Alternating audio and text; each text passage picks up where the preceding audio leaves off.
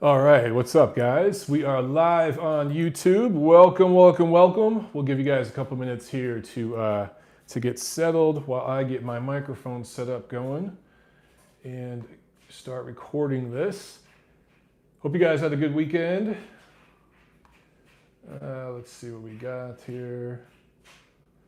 Get out here, join the chat, ladies and gentlemen, as I get myself set up.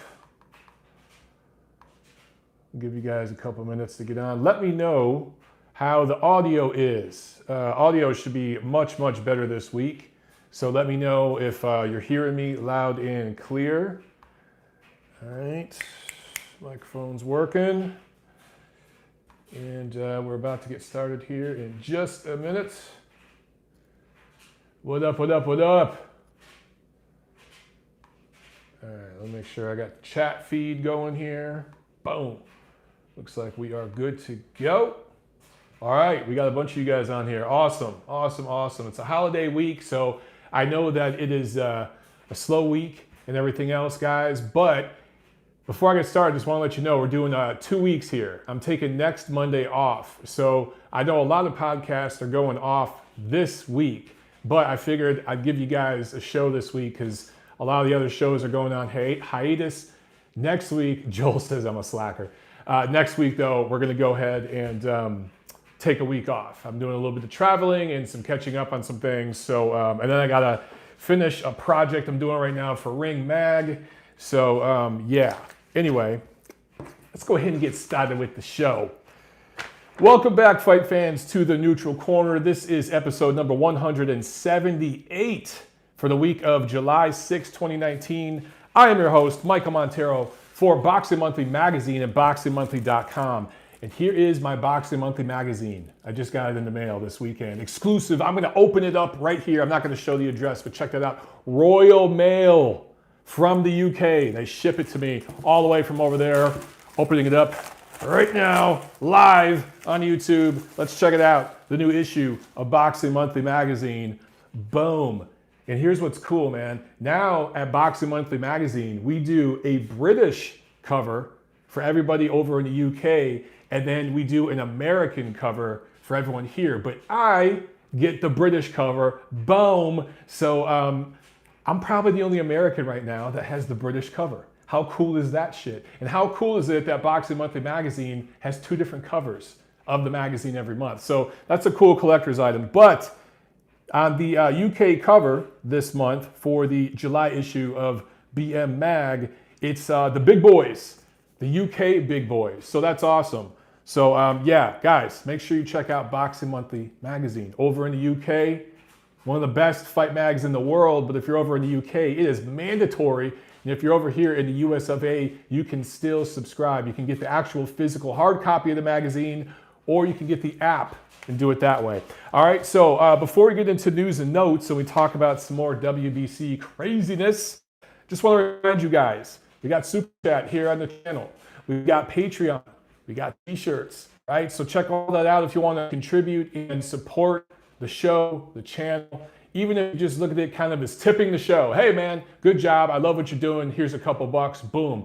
We use all of that for the show. In fact, I'm talking to you guys. I got a new lav mic here. If the audio sounds better here on the YouTube video, it's because we bought a brand new mic that was a few $100 that's specifically made for live videos with the iPhone. So yeah, the audio should sound awesome. And the cool thing about this setup with this mic and everything is that I can plug in multiple mics into this. I have an adapter. So next time I do live interviews from ringside with fighters, with other guys in the media, whoever, I could plug in a mic real quick for them and we can both do interviews and the audio will sound awesome, like right there live. Also, installing some soundproof stuff. I think I tweeted out some pictures and stuff this weekend of some soundproof boards that I'm building. So the echo, it's still a little bit here in this room, but it's getting better, right? So every dime we get, I'm telling you guys, we reinvest it back into the channel. That's what we do here. But let's get into it. Oh, before I get started, smash the like button. Smash it. All right, smash the damn like button. We only got 9 likes right now, and I know that there's dozens of you already on. There's gonna be hundreds of you on here in a minute. hit the damn like button, okay? It's the least you can do. For those of you listening on the audio podcast, give us a like, give us a review, something. Spread the word, get it out there, right? We provide this for you guys on a holiday week when all the other shows are on hiatus. We're sitting here providing material for you guys. Go ahead and get that, smash that like button and spread word about the show, all right? If you can't contribute financially, totally understand, but there's other things you can do, right? All right, news and notes. And I'm just gonna jump right into this bullshit.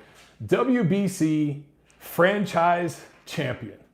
Now, you have to be the most hardcore of hardcore fans to keep up with all the sanctioning body bullshit. And now you've got ESPN trying to promote Tyson Fury, talking about the lineal championship. No one else has ever really promoted the lineal championship of anything. Now they're doing that. So now casual fans are being bombarded with 4 sanctioning body belts, right? And then they have different versions of titles, regular titles, interim, gold, silver, diamond, dog shit, all these other damn versions of the title. Now the WBC wants to do franchise champion, quote unquote. I'm doing crazy air quotes here, because basically they did this for Canelo, but they're gonna probably down the line do it for other champions who either do weight jumping or they don't want them to be bogged down with mandatories. They want the big fights, the big sanctioning fees. So hey man, instead of having Canelo Alvarez, let's say, have a mandatory, Tommy Boseo just said probably Wilder. Absolutely Deontay Wilder will eventually be the franchise champ. Also because, as quickly, just quick tangent as it relates to Wilder, because Mauricio Sulaiman wants some of that Andy Ruiz money. You know what I'm saying? So win, lose, or draw against Anthony Joshua in their rematch, I can guarantee you, as soon as they elevate Deontay Wilder up to the WBC franchise champion, they're going to move Andy Ruiz's ass right up into that mandatory spot to try to get him a crack at the WBC regular title, because he's Mexican-American and the WBC, they want some of that, them dollars. Very, very deep political roots. Of course, they're headquartered in Mexico. So you guys know where I'm going with that. But not just them. It could be Lomachenko. It could be any of these guys. So they're basically following what the WBA did with their quote-unquote super champion. What I find amazing about this shit is there are fans out there who buy into this craziness. And like, let's say Triple G haters, which I'll get into later on in this episode as well, who want to just totally disregard all those title defenses he had of the WBA title because it was the quote-unquote regular title. It wasn't the real title. The super champion was, I believe, Felix Sturm. Never mind that Felix Sturm ducked Golovkin shamelessly. And they were promoted, they were in the same jurisdiction. They're both in Germany. I don't know if they were the same promoter, but the promoters allowed it to happen, the commission allowed it to happen, and the sanctioning organization allowed it to happen. And fans use that as means to either build up the fighters they like or tear down the fighters they hate. And now the WBC is just giving you more reason. So Canelo Alvarez, it looks like he's going to turn into one of these guys that just bounces around and does a fight at this weight class, at that weight class, this weight class, that weight class, and screw having a mandatory. Because if you want to bounce from 60 to 68 to 75 maybe, if you got a guy at 60 that you're supposed to fight, like Jermall Charlo, man, that ruins those plans. And the WBC would rather get a sanctioning fee from Charlo, and they do a lot of business with his advisor, Al Heyman, Premier Boxing Champions, right? They do a lot of business with Uncle Al. They'd rather keep that sanctioning fee coming in, but also be tied to what Canelo's doing. Because Canelo's told them to go get lost with their belt before, right? So to stay on board with the superstar fighters, the guys who, let's say, defy weight class, quote unquote, they're going to give them this franchise belt. It's insanity. Why have mandatories?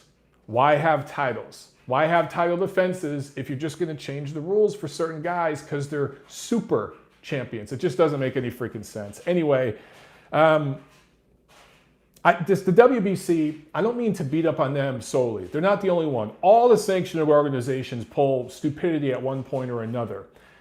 But the WBA, I used to say was the worst. The BC is real close. I give the BC more credit than the BA because the BC actually has some drug testing. And I've been at some of the little camps that they do in certain cities. Ozzy says, big up IBF. Yeah, the IBF, more than any other organization, follows their rules.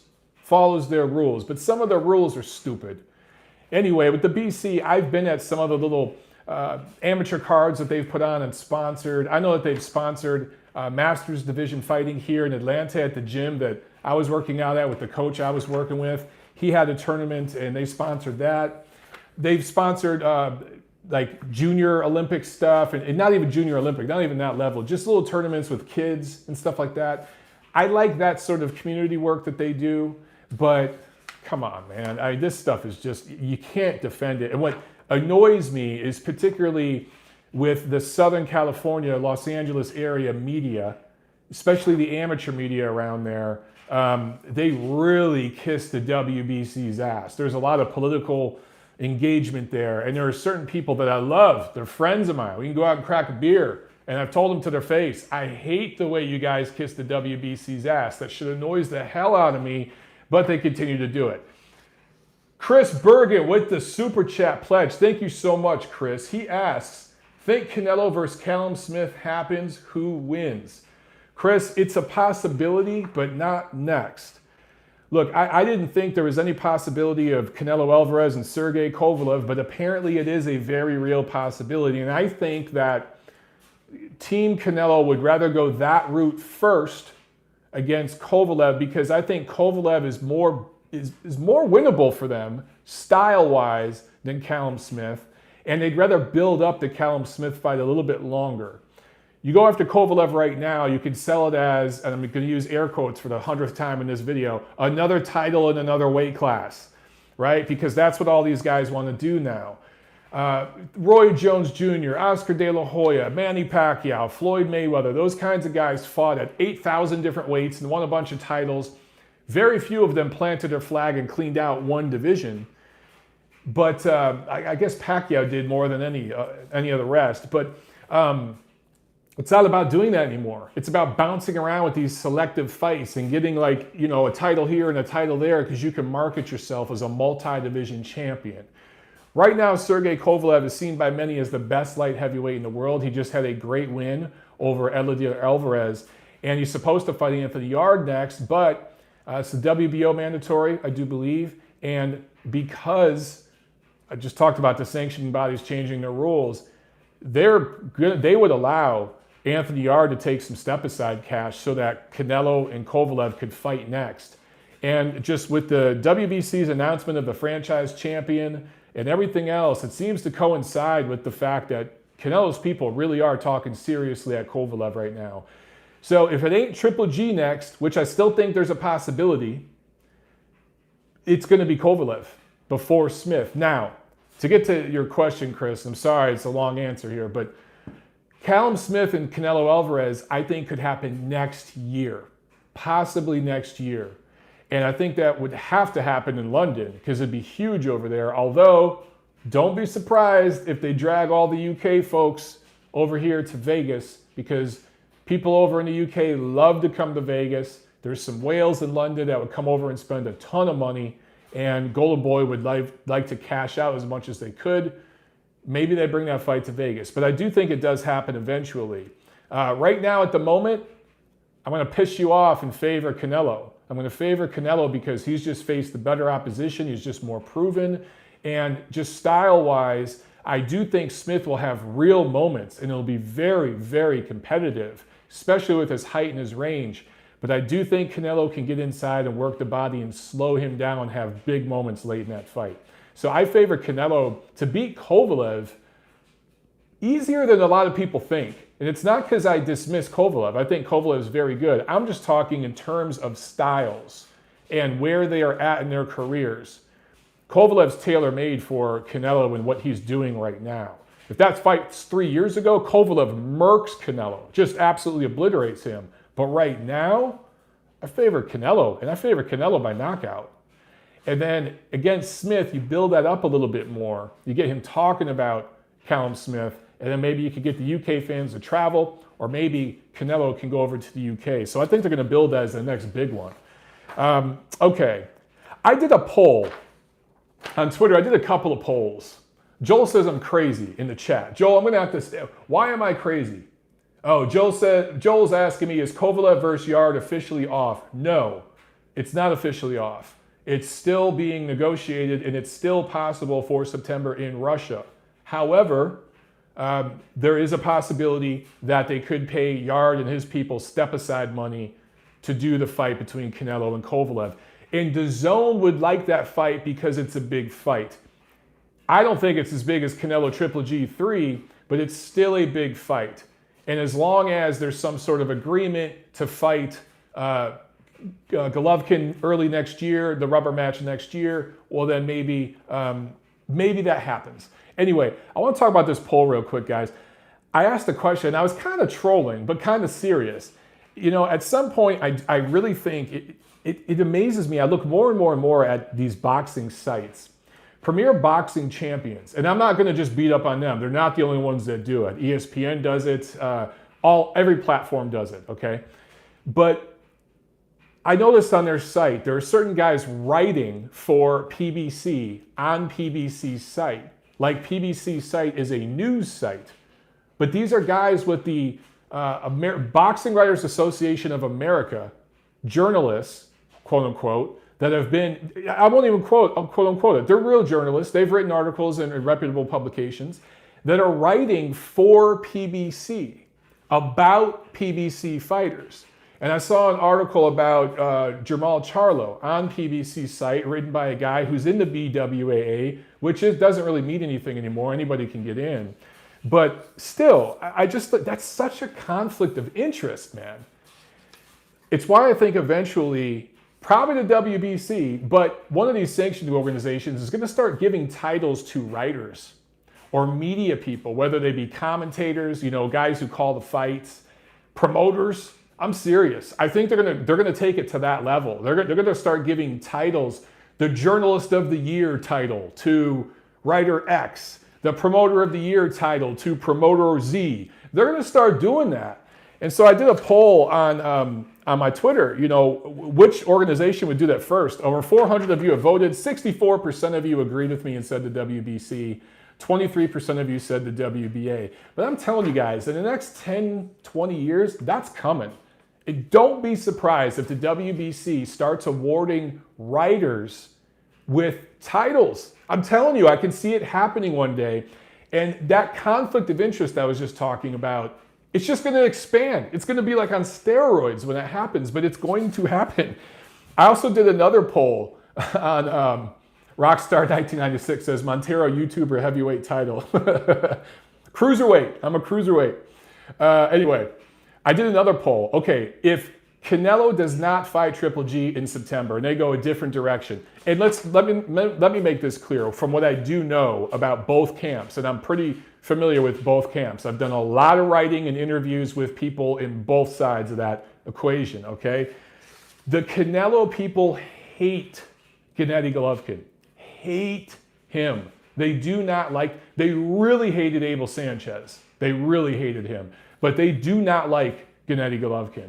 And I think that part of this whole play is, you know what, we don't want to break bread with this guy again. We got the official W in the second fight. That's all we need. Let him fight someone else and get beat up some more. If there's no other options, we'll do a third fight with him next year. But we're going a different direction. Screw him and him. Because remember, Golovkin went off the rails and talked about steroids. And he didn't just diss Canelo. He dissed Oscar De La Hoya, right? And who is Canelo's promoter? Do the math here, guys. So they're having meetings behind closed doors. They don't need Golovkin. In a way, Golovkin kind of needs Canelo. A lot more than the other way around. Golovkin has options, but not as many as Canelo. So a lot of this is political, and it's them basically just wanting to screw Golovkin over a little bit. It's their prerogative. They don't have to fight Golovkin a third time. But anyway, my poll, if they go a different direction, who do you want to see Golovkin fight next? Over 800 of you voted. 47% of you want him to fight Demetrius Andrade. 40% of you want him to fight Jermall Charlo. Now, I noticed it was pretty even. It was like 40% each before Saturday. I think I put that poll up like Friday morning or something. And then it changed in Andrade's favor after the fight Saturday. So Andrade's performance definitely impressed more people than Charlo's, but it's pretty even. And people are starting to be really, really clear. They want to see Golovkin fight one of those guys, and they're cool with Canelo going in a different direction. There's really no backlash for Canelo exploring other options. He's not really getting bashed on Twitter. The one who's taking the heat is Golovkin. So it's interesting the way this is all panning out. Okay, a couple other quick things, and then we'll get into the review. Actually, I'll get to some of your questions here in a second, guys. But a couple of fights coming together. Virgil Ortiz versus Antonio Orozco. August 10th in Texas on the Zone. I believe it's agreed to in principle, but not official. Actually, it might be official by now. But right here behind me, boom, last month's issue of Ring Magazine, I did an article on Virgil Ortiz. Talked with him a few weeks back. Super cool kid. I think this is an awesome test for him. And I'm telling you, man, if he passes this test the way he passed the last one against Mauricio Herrera, watch out for this kid. All right, he might be the next big thing. Also, Juan Francisco Estrada signs with Eddie Hearn. I think that's a good signing. I think that with Hearn, he will earn, and he will start to get some of those high-profile fights. He's already been in a few in recent years, but he deserves more. He's one of the finest operators in the sport, top 10 fighter pound for pound, and it'd be cool to see him go over to London and fight over in the UK. I think that'd be awesome to see Estrada over there in the UK. Also, Lomachenko versus Luke Campbell is going to happen August 31st in London. I think that's a great fight and another title win probably for Lomachenko. All right, so Gail Falkenthal says Ortiz versus Orozco is official. Media lunch tomorrow in LA. That's right, damn it. That's right, Gail. I got that email. I still get those emails, even though I'm not in LA. That's right. I saw that this morning. Well, I think I saw it a couple days ago, actually. But yeah, so I love that test for Virgil Ortiz, man. I think that's awesome. John Uden asked, how much would a fighter have to be over at weigh-ins before the commission says it's pointless to attempt to cut? John, I think that probably depends on the commission and everything else and the fighters involved. There's some commissions where, hell, you could probably be 20 pounds over, but the commission would look at the opponent and say, hey, are you cool with this? You want to do some money, a fine, whatever? And then there's other commissions that have a weight limit. I know California has pretty strict rules with that stuff. I think they do a pretty good job. Rockstar 1996, will there be any rehydration clauses for Kovalev against Canelo? If so, I don't want to see it. I doubt it. I seriously doubt it because Canelo is going to want to swell up as much as he can. And let's face it, Canelo has all of the bargaining power there. Kovalev has none. I get it. Kovalev has a title at 175. But guys, I think a lot of you overrate these title belts. The A+++ side on that is Canelo. And he's bringing all the money. And Kovalev, who got shit out of what he should have got paid against Andre Ward a couple times, he's going to make up for that in this cash out against Canelo Alvarez. So he's going to make career life-changing money against Canelo, and part of that's going to be Canelo's going to get whatever the fuck he wants, and that's just what it is. They're going to go right back to Vegas where Kovalev got screwed more than once, but he's going to get paid for it. I see a pattern here with Eastern European fighters taking the money and doing the deal with the devil against Canelo recently. It is what it is. Vincent Cummings, what's up, Vin? He says Canelo Kovalev is easy pickings for Canelo. Kovalev is 36 and down the middle, 1-2, 1-2-1 fighter. That's Canelo. What's Canelo best at? Slipping and countering to the body. Where's Kovalev? Soft to the body, easy work. Yeah, Vince, I see this exact same thing. It's the first thing I said. I'm actually not that interested in that fight. I know a lot of people are like, oh my God, he's going up 2 weight classes. But guys, this is not Mikey Garcia and Errol Spence. It is not, okay? I honestly think Canelo, just from a boxing perspective, just in terms of styles, is going to look much better against Sergey Kovalev than Andre Ward looked. Much better. Not just better, but much better. Seriously. Styles make fights, and they see something there. There's a reason they're going after him. Let's see. What else? Prime TV asks if Tiffany Lamb is related to Jenny Suchet. No, she's not. And if she was, boy, we'd be ashamed. Let's see. Tommy Bosea says, Callum Smith apparently received an offer from Billy Joe Saunders' team. Your thoughts? Yeah, I saw that. Look, man, anything from Billy Joe Saunders and his team, take it with a grain of salt, okay? If that fight did happen, if Callum Smith and Billy Joe Saunders fought, that would be awesome. That would be awesome. Right now, they're in the same weight class and they both have titles. Do I think it will happen? It's hard for me to trust and believe anything Billy Joe Saunders says. What network was Saunders' last fight on? Where does Callum Smith fight? So stop it right there. I just don't see that happening. And I think that Billy Joe Saunders has made, I don't want to say a career, but a lifestyle out of calling out fighters he can't possibly fight. He's not the only one who does it. A lot of people do it, but he does it. Okay. Rockstar 1996 asks, what's Mikey been up to lately? Is he still fishing for the best deal, or is he going to fight Danny Garcia? So he was at the fights last Friday in Temecula, the Commey Beltran card.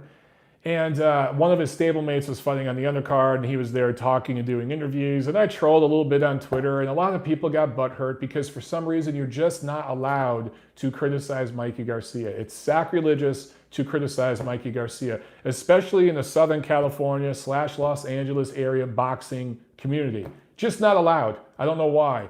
But anyway, so he was originally going to fight Danny Garcia, right? And that's what they were talking about. There was so much backlash on social media. I think PBC has backed off. I think they use all promoters do this. Ducky Garcia, Tommy Boseo says, yeah, I had to delete that Ducky Garcia tweet I made. I made a tweet about Ducky Garcia, and a few people reported it and tried to get my Twitter account shut down. They reported it as hate speech and all insanity. So I had to delete that damn tweet. That's why I deleted it. Crazy the way Twitter works. But you know, they'll ban people for stupidness like idiocy like that, but they'll let killers like O.J. Simpson have a brand new Twitter account. I don't know how. Bill Cosby, the greatest serial rapist of all time, has a Twitter account right now. Go figure. Antifa, you can have Twitter accounts on there and, you know, assault journalists and stuff. It's okay. But I get reported for saying Ducky Garcia. Interesting. Anyway, yeah.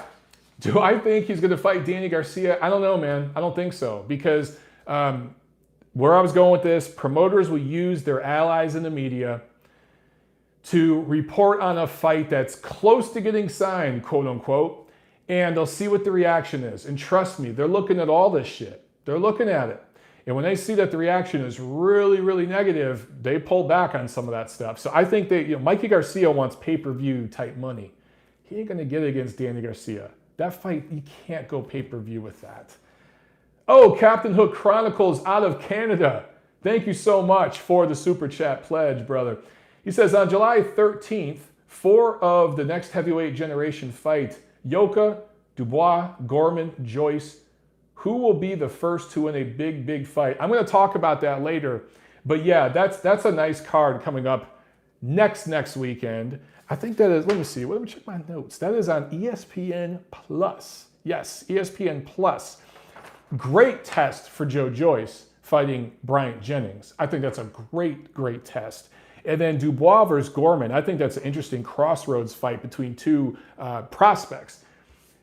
My favorite pick out of that 4 that you mentioned, Captain Hook Chronicles, is Daniel Dubois. I know a lot of people disagree with me on this, but I think there's a lot of upside. And he would be, if I was investing in a stock out of those 4 companies, let's say, those 4 startup companies, I would invest in Daniel Dubois Incorporated stock before the other 3. That's where I'd put my money. I just think that there's potential there, and he's lined up with the right people. I think he will get by Gorman. Okay, so enough questions for right now. Azier says, Mike, don't forget about Yoka. Yeah, okay, but I still need to see more from him. I don't see as much upside. He's older. How old is Yoka? He's got to be around 30, right? Correct me if I'm wrong, guys, but he's older. Dubois is so young that if they really take their time and develop him the right way, I just think there's a lot of upside there. I just see the upside there. I see some of the raw power. Yoka 26, says Azier. Okay, so he's still young too. Heavyweights age a lot slower, a lot later. But I just think that there's, for me, Yoka versus Dubois, I think there's more upside if He is who we think he is. If he can catch, we know he can punch, but can he catch? If Dubois can catch, he's got some real upside there. I see a few of you guys saying, Yoka, yeah, he's in his mid-late 20s. He's still young. I got you. I just see more upside with Dubois. I just do. Okay, let's do a quick review here. We had a lot of fights last weekend. We actually have a lot of fights coming up here. And if I didn't mention it earlier, guys, I'm doing a 2-week review here because we're not going to have a show next week. Okay, we're not going to have a show next week. I'm doing a show this week on the holiday week because most shows are on hiatus this week. So I wanted to give you guys some material. Rockstar 1996 says, gotta like Hrgovic, though. I do. Interesting prospect. So definitely keep my eye on him. But anyway, guys, yeah, so we're not going to go next week. So we're going to go 2 weeks of previews this week. But anyway, let's quickly look at the review. Friday, June 28th, Pechanga Resort in Temecula, California on ESPN. Let's go to the undercard. Junior Fa gets a unanimous decision win over Dominic Gwynn, but he was dropped in the 4th round. 44-year-old Dominic Gwynn was able to drop Junior Fa, who remains undefeated, the 6'5" New Zealander. But I just don't see anything here. I just don't see anything there. If 44-year-old Dominic Gwynn is having moments against you, yeah, it's just there's nothing there. So big dude, undefeated, will be used at some point. He will get a title shot at some point just because he's a 6'5", undefeated guy, big dude from New Zealand who can punch a little bit. He'll be used at some point as a title defense, but I don't see anything there.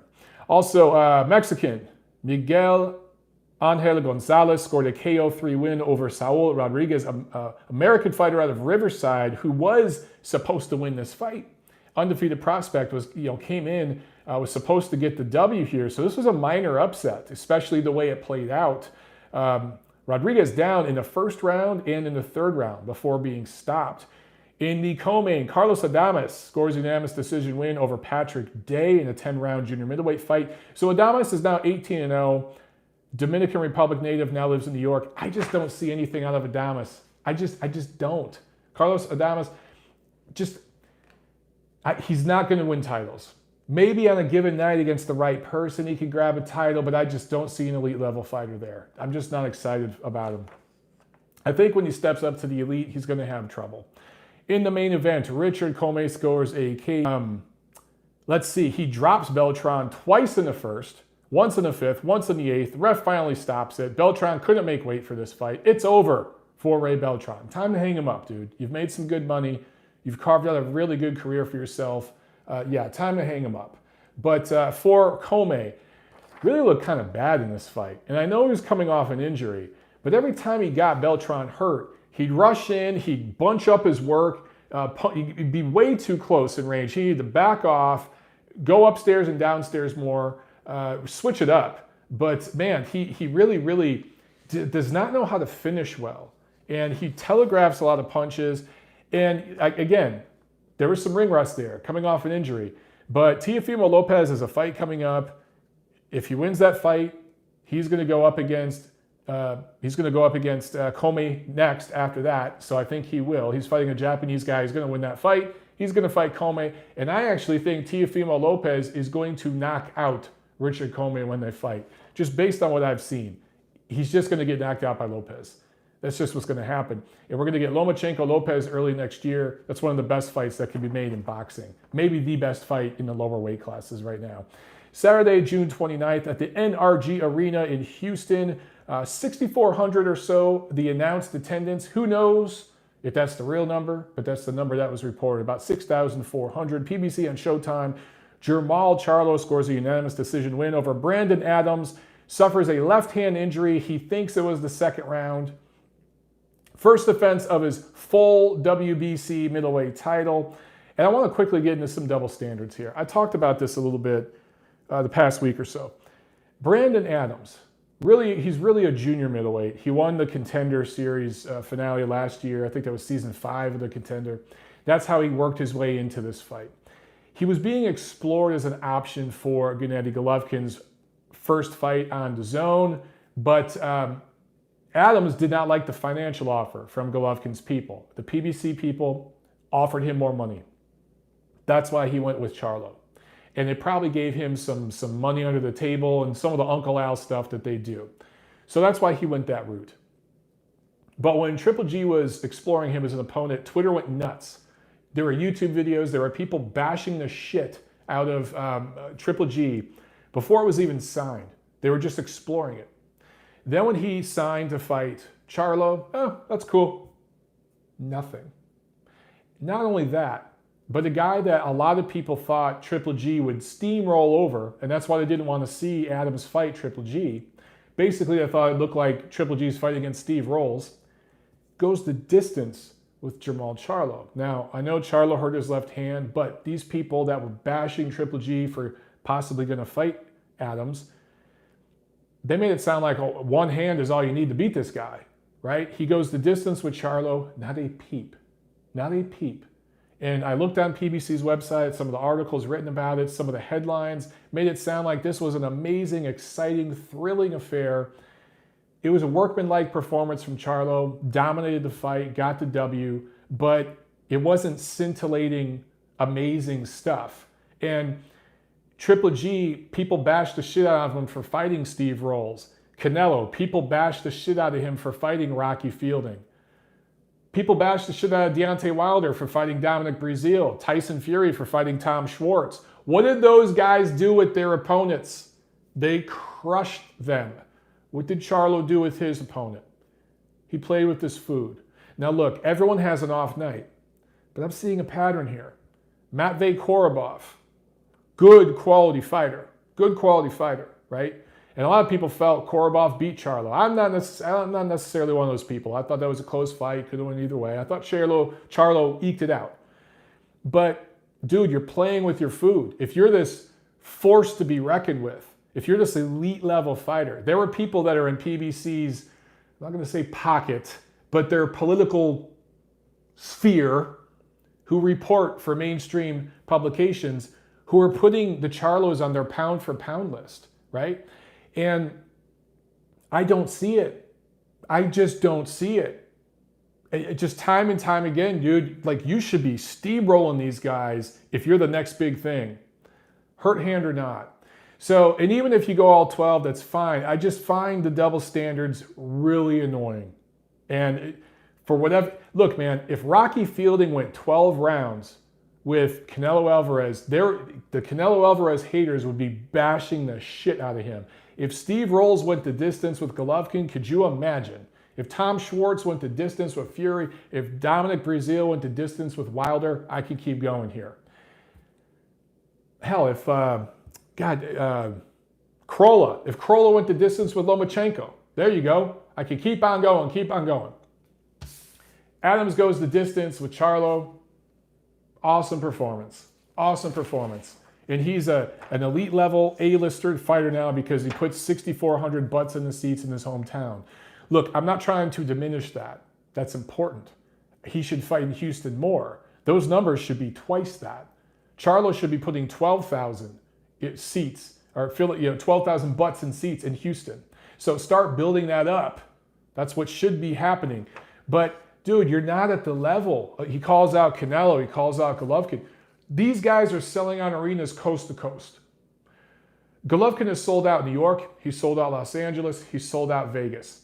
He's sold out, he's helped sell out London. But did he fight Brook in London, guys, or was it Sheffield? Correct me if I'm wrong. I don't remember, but that was a sellout, him and Brook. And Canelo, the same thing. Canelo has done huge. How many fans did Canelo do in Dallas, in Houston? Massive, massive crowds, right? I just think that, again, 6,400 in your hometown, that's a good start, dude. But you're not on that level yet. You got to work to get it. You got to work your way up. Anyway, also on this card, Erickson Lubin, TKO 4 against the baguette maker from France. Somehow this was a junior middleweight title eliminator with guess who? The WBC, because again, Uncle Al, Mauricio, they're buddies. Claudio Marrero, Dominican fighter, scores a unanimous decision win over Eduardo Ramirez, a Mexican fighter. That was a WBA featherweight eliminator that had to piss off the fans there in Houston, who no doubt were going for Ramirez. And then Dunkin' Donut Sutter up in Providence, Rhode Island, over 7,000 in attendance there. Again, that's what was reported. In the main event, Demetrius Andrade scores a unanimous decision win over Maciej Sulecki, second defense of his WBO middleweight title. So Sulecki, I talked about him before. 12 hard rounds with Jacobs in 2018. 12 hard rounds with Gabe Rosado in March. Dropped twice in that fight. Was dropped early in this fight. Tough guy, but he's been beat up a little bit. So roughed up a little bit, and he's a good test. He's almost like a gatekeeper level opponent at 160. Is he a top 10? Maybe. Maybe lower top 10 middleweight fighter. Is he an elite middleweight? No. So for Andre to win all 12 rounds here, which he pretty much did, this was a shutout, it is impressive. But again, you're playing with your food a little bit, dude. I'd like to see you step on the gas. Let me ask you guys, did Demetrius Andrade make a statement in this fight that makes you undoubtedly want to see him against Canelo and Golovkin? Do I want to see Canelo and Golovkin fight guys like Andrade and Charlo more than I want to see them fight guys like Rocky Fielding and Steve Rolls? Yes, of course. Of course I do. But if a third fight between Canelo and Golovkin can be made, I'd much rather see that first before seeing them fight Charlo and Andrade, right? Gail Falkenthal says, double-checked official attendance for Triple G Brook, 19,000 capacity crowd at O2 Arena. There you go, guys. So, yeah, Triple G has done big business in multiple continents, let alone in multiple time zones here in America. That's very rare. For a guy from Kazakhstan, pretty damn special. So, again, Demetrius Andrade, you're shutting out Sulecki. You're doing 7,000 in attendance there in Providence, your hometown. What do you think Canelo would do in his hometown? What do you think Golovkin would do in his hometown? Jacobs does more in his hometown of New York, right? So what would Lemieux do in his hometown in Canada? Dude, you're not on that level yet. You've got to earn it. It's not that I don't rate Andrade as a top 5 middleweight. I rate Charlo as a top 10 middleweight, clearly top 10. Maybe on the bubble of top 5. They're very good middleweights. But everyone says they're deserving of this big fight. I don't see that. I see that it'd be interesting to see them fight the top guys, but deserving, that sounds like entitlement to me. How many title defenses at 160 pounds do both of these guys have? I think for both Charlo and Andrade, last Saturday was their 4th fight at middleweight. Their 4th fight, right? They've been at middleweight. Andrade moved up at the end of 2016. Wow, is that right? He's already been up there for almost 3 years. And Charlo moved up in 2017. So they've both been in the division for 2-3 years now. Look at the opponents they've beaten. Not very good. So, yeah, they're trying to stay busy and win against very limited opposition to line up a fight with the big dogs. But, guys, the big dogs are going to do what they want to do first, and they've earned that right. Golovkin has fought Canelo twice. He's fought Jacobs. And before that, he's fought guys like Lemieux. Did he fight Murray? I'm trying to think if he fought Murray. I think so. Guys, yeah, he fought Murray.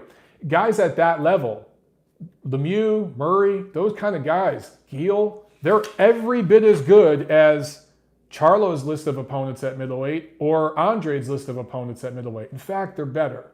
They're better than most of them. So do the math on this stuff.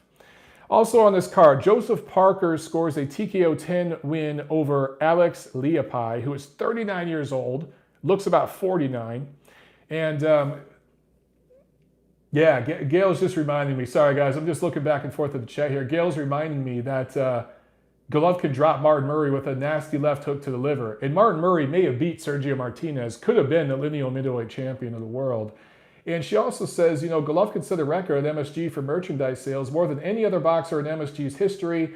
That was the fight against Jacobs, $150,000 of t-shirts, hats, and all that kind of stuff. I was there. I remember that. I remember reporting about it. So that stuff matters, guys. It matters. Anyway, back to Leapai. Azier says he felt sorry for Leapai in there. I did too. Holy shit. This was only his 5th fight since 2014, and none of his fights have gone more than just a handful of rounds. Boy, can he take headshots. But for the life of me, I just wanted Parker to change levels and shoot a straight right hand right to his gut. What I mean by change levels, guys, is I always talk about the clock, right? The 3, 9, 6, and 12 o'clock. Get your head under 6 o'clock. Bend your knees, drop down, and punch straight at the gut with the right hand to the solar plexus. Leopai would have been out of there. That's all Parker had to do. But he headhunted all night and beat the shit out of him. I don't know why the fight went 10 rounds, but one-sided as it could be. But he could have got him out of there if he would have did that one thing. Change levels, get down there, and throw that. I would have had him. Also on this fight, but by the way, Joseph Parker, still a top 10 heavyweight. Still. He might be a top 5 heavyweight. Name me 5 heavyweights right now that you think definitively beat Joseph Parker. You know what? Okay, I could probably name 5. Wilder, Fury, AJ already beat him. Ruiz, he technically beat Ruiz. And then Luis Ortiz, who's like 407 years old. Maybe those guys right now beat Parker, but he's just under that level, right? Dillian White, okay, good point. Scott says Dillian White. Absolutely, I'd pick Dillian White to beat him. He already did. What am I saying? Drew with the super chat. Thank you very, very much. He asked, I can't wait until the PBC guys retire, begging for paydays, act like A-sides, only fight twice a year. Who was Charlo fighting when Nemo fought Floyd? I think he meant Nello, as in Canelo. Who was Charlo fighting when Canelo fought Floyd? Well, there you go. Canelo was what, 22, 23 years old when he fought Floyd Mayweather, who was at the time the best fighter in the world, pound for pound. Of course, we know what that was. They knew they weren't going to win that fight. That was a brand-building exercise, and it worked. He learned a lot about the business of boxing in that fight before they even stepped in the ring. He learned about how it's done if you're the A side and you're the diva. Okay, 23 years old against Floyd. Has Charlo fought anybody? Of course, he hasn't fought anybody on the level of Floyd, but has he fought anybody elite yet? He has that win against Julian Williams, and Julian Williams is now a champion. That's obviously his best win, but that's it. That's it. So again, I'm just not seeing it. I'm just not seeing these guys that deserve these 8-figure paydays against the biggest brands in the sport who have sacrificed and fought the top guys. I'm not seeing that. Khalid Yafai improves to 26-0 with a unanimous decision win over Norberto Jimenez, another Dominican fighter fighting last weekend. 5th defense of his WBA 115-pound title. The thing is, the Yafais are just not very exciting, are they? They're damn good boxers, not the most exciting. Did Yafai set the world on fire in that performance? Did you want to see that? I don't know. Do you want to see him again? Also on this card, Mark DeLuca, fellow Paisan and fellow former Marine. Out of that New England area, beat Brandon Brewer, a Canadian fighter, I think it was a 160-pound fight. But DeLuca at 154 maybe could make some noise. Imagine Jaime Munguia versus Mark DeLuca. I think that'd be fun as hell. DeLuca the Bazooka. Yeah, awesome nickname. Awesome nickname. Although, I doubt if he was in the Marines he ever fired a bazooka. I never did. But I fired a lot of other guns. It was fun to blow shit up. But yeah, man, Mark DeLuca against Jaime Munguia at 154. Give me some of that. I think that'd be fun. I think that'd be a hell of a lot of fun. All right, so that is it with the review. Let's do a quick preview, guys, and then we'll get into some questions. Those of you who have asked questions that I haven't gotten to, I haven't seen them. After I'm done with the preview, drop them again. Copy and paste them, save them up. So at the end of this section here, I can get to your guys' questions, okay? Because as I'm going through my notes here, I just can't see. The chat's going so fast. There's a ton of messages. I just can't keep up with it, all right? So, okay, preview. And we're going to do 2 weeks here.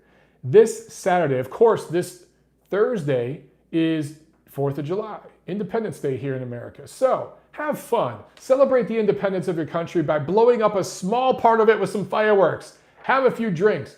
Have more than a few drinks. Just be safe. Don't drink and drive. If you're going to drink and drive, don't drink and drive. And put on a condom, damn it. All right, guys? But anyway, it's going to be a slow week. So Saturday, July 6th, there is a card from Kazakhstan on ESPN Plus. featuring a WBC bantamweight fight if you want to check that out. And then that's it for this week, really. We're skipping right next to the next week. Next Thursday, July 11th, a card from Rome, Italia, picked up by DAZN. Awesome. So check that out. Friday, July 12th, Liverpool, England has a card featuring Terry Flanagan, Rocky Fielding, Martin Murray, who I just talked about. Wow, and Rocky Fielding. ESPN Plus, they picked that up. So guys, if you have these apps, you get all these little cards from all over the world. Pretty damn cool. There's also a card, showbox card from Tacoma, Washington with heavyweight headliner Jermaine Franklin versus Jerry Forrest. Also, man, that next Friday's loaded. Hollywood, Florida, card on Telemundo. I only see one fight on the schedule for that Telemundo card, which is kind of weird. So I don't know what's up with that. And then I don't know if this is being streamed or what's going on. Maybe you guys could tell me. But Amir Khan is supposed to fight Billy Dibb. And Huey Fury is fighting Sam Peter. Holy shit. In the boxing hotbed of Jeddah, Saudi Arabia. Yeah. So any of you go into that fight, make sure that you read up on the laws over there before you go over there, okay? They're really strict. And if you mess up, they will cut your head off. So just be careful. Also, that same day, Friday, in Osaka, Japan, ESPN Plus, Rob Brandt going up against Ryota Murata in the rematch of their middleweight title fight, which Brandt won the first one, took Murata's WBA regular title, and now they're doing a rematch over there. That should be fun, man. I want to see what the crowd and the atmosphere is going to be like over there in Osaka. I'd love to cover a card over there. I would love to just visit Japan. That would be awesome. Ken Shiro, also on that card, one of the better fighters in that part of the world, going up against Jonathan Takoning, defending his WBC junior flyweight title. So that's a ton of boxing next Friday. There's also, holy shit, there's a ton of boxing next Saturday here in the United States. We got 4 different freaking cards on different platforms. So, well, actually, one of them is in London. So let me back up here. Let's go to that heavyweight thing. Over in London, this is picked up here in the States on ESPN Plus. Daniel Dubois versus Nathan Gorman. 12 rounds for the vacant British heavyweight title. That's an awesome matchup. Do not sleep on that matchup, okay? I'm telling you, both these guys can fight. I believe they fought in the amateurs. And I know they've sparred a lot. And Gorman swears he got the better of it back in the day. A lot of people are picking Gorman, absolutely. I think that Dubois has the better pro style, and I'm going with Dubois. But I love that these two prospects who could go their own route and just work their way into a title shot, they're putting it on the line here and fighting each other. This is a big deal, this fight. We need to see more of this. The winner of this fight will be on a fast track, depending on how it plays out. If it's really close, really tight, maybe they do it again. Who knows? But I'm very interested in this one. I'll definitely be watching that live. Also, Joe Joyce versus Bryant Jennings. If Joe Joyce has anything, he should beat Bryant Jennings. If Bryant Jennings is anywhere near the form he once was, when he was fighting Vladimir Klitschko for the heavyweight championship and all that, even though he lost that fight, right? If he's anywhere near that form, he beats Joe Joyce. So I just think Jennings is clearly the more agile, more athletic fighter. Joyce is definitely the bigger, stronger guy, definitely hits harder. Jennings doesn't hit very hard. But if Jennings is in shape and motivated and fights smart and boxes well, he can win that fight. So that's a huge step up for Joe Joyce. I love that doubleheader by ESPN Plus. That is going to be a lot of fun. Also on ESPN, regular ESPN over here in the States, Newark, New Jersey, Shakur Stevenson from that part of the country going up against Franklin Manzanilla. 10 rounds featherweights. Joshua Greer going up against Nikolai Potapov. 12 rounds IBF bantamweight eliminator. Then on DAZN, Carson, California, Ray Vargas, one of the better little fighters in the world, going up against Tomoki Kameda, defending his WBC junior featherweight title. I think that's a really, really great, fun fight, good matchup. You get a Mexican guy and a Japanese guy, especially in Southern California, it usually spells fireworks. It usually I'm telling you, usually that ends up being fun. Also, Diego De La Hoya going up against Ronnie Rios, 12 rounds junior featherweights. That should be fun. That's going to be a fun atmosphere there. That's like one of those fights in Carson at the, what the hell is it called now? Dignity Health Sports Complex. I still think it's StubHub. Hell, I still think it's Home Depot Center. But those midsummer cards there, if it's done right, they're fun, man. If you got any of you watching this in the LA area, and I know a bunch of you are, go check that out, man. That's going to be a hell of a lot of fun. And then in Minneapolis, PBC on Fox Sports 1, Jermall James going up against Antonio DeMarco, 10 rounds welterweights, and Robert Helenius. Holy shit, do you remember him? I guess he's still fighting. Going up against Gerald Washington, 10 rounds heavyweights. That can be fun, or that could be really bad. Also, I think Charles Martin, the God, he's fighting on that card too. All right, so that's it with the preview, guys, for the next 2 weeks. And I think that's at the Armory. One of you guys was asking if that's at the Armory there in Minneapolis. I don't know off the top of my head, but I believe so. That's usually where they do those PBC cards there in Minneapolis. So I think it is. But I'll double check that, and I'll put it in the comments here in the YouTube video. That is it for the preview. Again, I'm not doing TNC next week, but I'll probably do a rant video or something like that. You guys know I always chime in with some videos here. By the way, I did a video recently. Of course, radio interviews, I post that stuff on here. Not all of them, but some of them. And then I did a video comparing DAZN, ESPN, and PBC, the 3 platforms. Just value, bang for the buck. Prime TV says, okay, Charles Martin's fighting, now I will tune in. Exactly. Gail chimes in and says, yes, that card is at the Armory. Gail with dropping all the information today, man.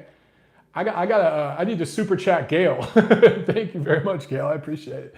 But yeah, so check out that video, okay? And let me know what you guys thought about that, comparing the 3 different boxing platforms, who's giving you the most bang for your buck. And I'm going to continue that. Would you like to see it at the end of the 3rd quarter, or should I wait till the end of the year? So Gail Falkenthal says, I'm the unofficial researcher for MOB. Hey, I'll take it, damn it. I need all the help I can get. It's just me over here. So Gail, one of the best in the business. And look, I see a lot of these, look, I'm just going to go ahead and step in right now. I see a lot of these women reporters doing interviews and stuff like that, and all these boxing shows. And I think to myself, that should be Gail Falkenthal. Gail should be doing commentary, analyst work on PBC on Fox and all these. It should be Gail. It shouldn't be some of these other. I'm just going to stop right there. John Uden with the Super Chat pledge. Thank you so much, brother. He asked, how does Rob Brandt stack up with the rest of the middleweight division in your opinion? You know, that's a really good question. And I'm going to pull this up right now here as I'm talking to you guys, because I think the Ring Magazine middleweight ratings would surprise a lot of you. I'm going to pull it up right now just to make sure, because I don't want to misquote, because I always misquote things every week on the show, because it's just me here. Come on, computer, hurry up. Middleweight ratings. Okay, right now, this is as of June 22nd. We've got Canelo as the ring champion. We got Golovkin number 1, Jacobs number 2. I don't think anyone would argue that. Do you know who we have number 3 right now? Mr. Rob Brandt. That's who we rate number 3. Ahead of Andrade at number 4 and Charlo at number 5. And then we have Derevyanchenko, Lemieux, Selecki, and Kamil Szymierza out of Poland, another Polish fighter who I'm not that high on because he doesn't have any power. And then Ryota Murata, who I think should probably be rated a little bit higher. But what do you guys think about those middleweight ratings right now at Ring Mag? Rob Brandt, is he the 3rd best in the world right now at middleweight? Well, technically 4th best because Canelo's the champ. Do you rate him above Andrade and Charlo? Here's why we do. His win over Ryota Murata is better than any win Andrade and Charlo have. That's why. That's why we have him up there. So, yeah, that's where I pretty much feel he rates, John. And let's see how he looks in Japan against Murata in the rematch. Can he win again decisively? Can Murata turn the tide and can he win the rematch? I think that'll be interesting. If Brandt struggles or loses, then us rating him number 3 in the world would look really, really bad. But if he beats Murata again in Osaka, Japan, I think you got to say, yeah, he's right up there, number 3, number 4 in the world in the middleweight division. Rockstar 1996 says, "Great video, Mike. Deserves a sequel video." And I think you're talking about my video comparing all the boxing networks to each other. So good. I will absolutely do that again at the end of the year. Again, if you guys would like to see at the end of the third quarter, I can do another one at the end of the third quarter. By the way, now that I did that video, it hasn't caught on yet. It'll get on someone's list or something at some point, and then it will catch on. I had several videos like that. I did a video about the sanctioning organizations, the history of the sanctioning organizations, like 3 years ago. And when I first put it out, it only got like 1,000 hits. But it has since been picked up. And I know one of the organizations actually forwarded it around to their staff. I won't say which one, but it's the one I beat up on them a lot. And it got on some playlists and stuff. And now that thing has got tons of views. And I think that's going to be the same thing with that platform comparison video that I did. I think that's going to pick up more in the coming months and maybe toward the end of the year. It's only got like 1,000 views right now. But I would not surprise me if you start seeing other channels do a similar video. Seiloon Mooney asks, how does one find out how many subscribers DAZN has? Easy. Work at DAZN. They're not telling anybody any of that shit. And the reason why they're not is because it's not good right now. But once it is positive news and they're making a lot of money, then they'll release that information. Let's see. Carlos Cabrera says, Brandt versus Charlo would be good. Yeah, it would. It would be good. I'd love to see that second tier, those guys that aren't quite up there yet with Canelo and Golovkin. They're just not as proven. They might be just as good as them. Who knows? Maybe Demetrius Andrade is better than Canelo, Golovkin, all of them. We don't know yet. But I'm just saying that the guys right under that tier, Charlo, Brandt, Murata, Andre, just all of them, they should all fight each other. If they all fight each other, we'll find out who's real and who's not. Bunch of you guys asking about Tiffany's opinion on here. Tiffany is actually, I can hear her through the door over here. She's doing laundry right now. She's folding laundry. That's where she is. Cian asks, are you working in Atlanta or just working on the house? So, continuing to work on the house. I was not working for a while. I was laid off of my day job. Guys, everyone in boxing has a day job. Like 99% of boxing, not just boxing media, but boxing officials. Guys that like work, not just for the networks, but guys that work for the commissions. I'm talking refs, judges, ring counter, ring dinger people, ring doctors, all have side jobs. All because you just do not make enough money in boxing. It's a 1%er business. Anyway, I just started with a new job out here 2 weeks ago, literally 2 weeks ago today. Money was getting really tight. Things were looking real bad for a while, and it put a delay on a lot of my home renovations. It took me longer than I thought it would to find a job out here, but I finally did. Whew, I feel much, much better. Let's see, what else we got? Mr. Wayno says, Canelo Smith versus BGS unification next. Smith just confirmed he got the offer to fight him. Good fight. Again, I love that fight. If that happens, sign me up. However, if it involves Billy Joe Saunders, I'm not believing it till the damn first bell rings. Just how it is, man. I just don't buy anything that dude is saying. Seiloon Mooney says, DAZN claims they have 4 million subscribers. Look, maybe globally, that's another thing about DAZN. They could kind of pull little tricks like that.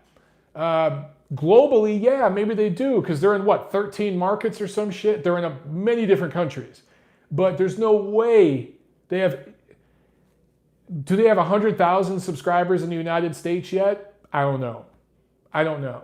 But once they get to a point where they're doing numbers in the USA that justify the money they're paying some of these fighters, believe me, they'll release that information. They'll let people know. Until they start doing that, that means they're not making money.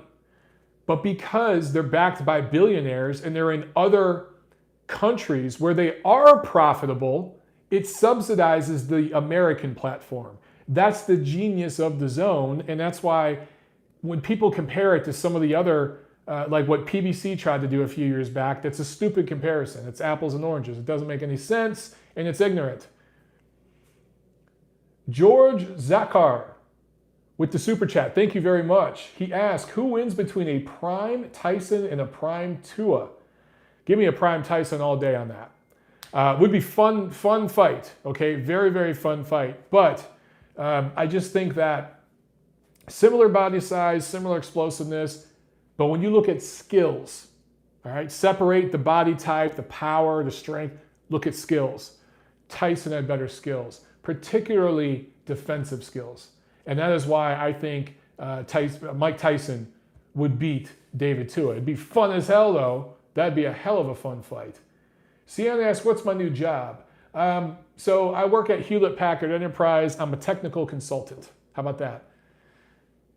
They shouldn't call me that. Basically, I do reporting work. Okay? For a guy who has a shitty public school education and didn't go to college, I've learned, well, I took myself to Los Angeles City College when I lived in LA, took some classes and learned about database development, Excel, Microsoft Access, SQL, Oracle, that kind of stuff. So I'm pretty good at reporting and doing things like that. So that's what they hired me to do. Ernie Wiles with the super chat, just chipping in with super chat pledge. Thank you. I appreciate that so much, Ernie. That's awesome, man. Thank you very much. Brad Williams asks, is this the best year for Mexico ever in boxing? Whoa. Guys, are you hearing me? It looks like my screen just went out. All right. Guys, I don't know if you can hear me or not, but Joel, if you're seeing this, yeah, screen down, voice good. All right, guys, obviously my phone's overheated or something. I have an old iPhone, and I think it just gave up. So I'm going to drop off here in a second, but I just wanted to say, Brad, this is not the best year for Mexico ever in boxing. Mexico has a storied, wonderful history in boxing, and it is certainly up there. It's absolutely up there. But, I mean, Mexico's killing it right now. But I can't say this is the best year ever, no. I also want to say thank you to Joel O for a super chat pledge. And he asked, Mike, you are from Detroit, as am I, so I have to know, how the hell do you live in LA with all those crazy far-left weirdos? Joel, that's hilarious. Well, I could do a whole rant video on that. So, guys, before I drop off here, Scoffscad says PBC hackers. That's hilarious. To set the record straight here, I consider myself on the left. I'm a moderate liberal, classical liberal. But yeah, I mean, LA, some of the politics there are very extreme. So I don't deal with either extreme, whether you're extreme left or extreme right. I try to chop it up down the middle if I can. But there are a lot of crazy people in Los Angeles for sure. But both sides kind of have their own enclaves. But I will say right now, look, I work in media. I've dabbled in the entertainment industry. I use social media tech all the time. Those entities are controlled by the far left, right? I guess the moderate left now has become the far left. Joel Ole says, I'm a classical liberal too, but those people are crazy. Yes, I completely concur. Some of those guys have just kind of gone off the freaking rails. And it's what's crazy is defending my liberal principles has become a conservative position in modern media, which is crazy to me. It's crazy. Carlos Cabrera with the super chat pledge. As I have a broken purple screen here, I love it. Carlos, thank you so much. He says, first time on your show, good content, 100%. Dougie referred, awesome. My man Doug Fisher referred us. Carlos, thank you. Tune in every week, brother. Please do. And thank you very much. Guys, yeah, so my phone is dying out here. That's why the screen's crazy, so I need to drop off. But yeah, happy 4th of July. Happy Independence Day. Be safe. Have fun. I'll check in back on the channel. We'll do some live videos maybe, or a rant video or something. But TNC is out for 2 weeks. So we'll be back with TNC 179 2 weeks from tonight. All right? Thank you so much for tuning in, guys, and dealing with the crazy screen. The Survive says DMT screen. Indeed. All right, guys. I'm out. See you at the fights.